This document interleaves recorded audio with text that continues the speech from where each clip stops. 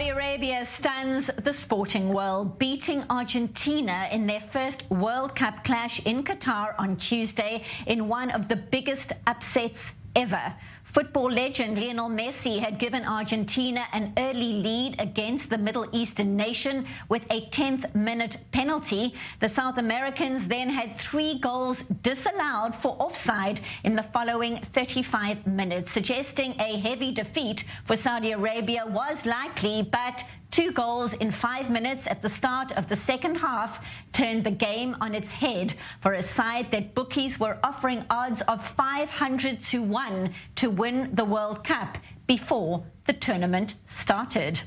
So let's go live to Doha. Our Jonathan Regev is there, and it's one of the greatest upsets in World Cup history, Jonathan. A stunning result for Saudi Arabia, defeating one of the top teams in the world, Argentina, second favourites to win this tournament. You were there. What was the reaction like when that final whistle blew? I don't know if you can see the images right here behind me, a large group of Saudi fans just passing by. They're rightfully happy. A stunning victory by the Saudi team. No one really expected the Saudis to win or even draw the game. I have to say, being there watching the game, it's not as if Saudi Arabia stole the game. They simply had a very good tactic. They played very good, especially in the second half, scoring those 2 goals, getting a lot of energy from the crowd. Let's remember, for Saudi Arabia, it was practically a home game. So many home fans that were there, as Saudi Arabia is so close here, and so yes, a very happy day for Saudi Arabia. We're seeing a lot of their fans passing by here. A different story, of course, for anyone supporting Argentina. For sure, one can only imagine the jubilation for Saudi supporters and the devastation for Argentinian fans. What are sporting experts saying about those 3 goals that were disallowed? The result is the result, but that certainly is sparking some kind of discussion.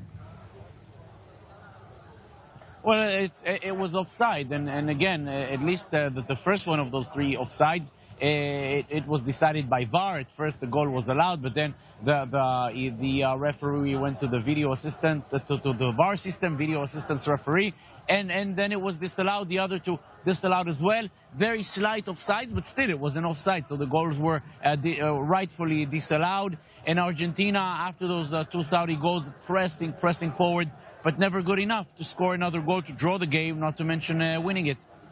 And an upset like this, Jonathan, certainly intensifies the focus on this tournament. Denmark and Tunisia are on the field right now. The plans for some players to wear armbands supporting the LGBTQ community were stamped out by FIFA. What is the latest there? Yes, that is not happening. FIFA threatening all the major teams that if they do this step, they will be heavily fined. We know that England and the Netherlands were planning to do it. Both teams playing yesterday, and eventually they did not proceed with that move. And other European teams are also probably giving up on it, as the prospect of being fined by FIFA is something that they consider, and they choose not to do it. And we can see you're in the market right now, Jonathan. Drinking rules aside during the games, what are fans saying about the tournament so far? It's early stages, but what is the vibe like?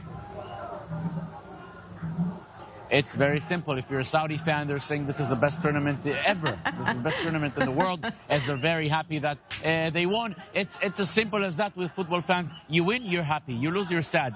Everything else is put aside.